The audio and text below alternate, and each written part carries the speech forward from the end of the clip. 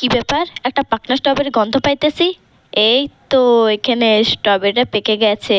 High, তো চলো আজকে আবার অনেকদিন পরে ভিডিও দিচ্ছি। তো দেখতে পাচ্ছ এখানে আমার স্ট্রবেরিগুলো কিরকম বড় বড় হয়ে গেছে। পাশেরটাও দেখতে পাচ্ছ, এটা কদিন পরে পাড়া হবে, এটা দুদিন পরে পাড়া হবে। তো চলো আজকে এই স্ট্রবেরিটাই পারবো।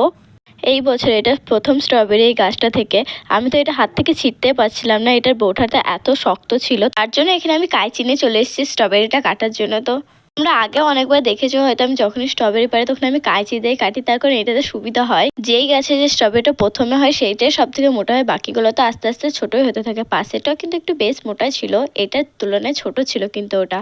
এটাও দেখো কিরকম আস্তে আস্তে লাল হয়ে যাচ্ছে। এটা একটু কাঁচা ছিল, এটাও পাড়া হবে। এই যে স্ট্রবেরিটা এখন দেখতে পাচ্ছ, প্রথমে যেগুলো দেখলে সাদা হয়েছিল, এই স্ট্রবেরিটা যে কি হয়েছিল পরে তোমাদেরকে আমি পরের ভিডিওতে দেখাবো।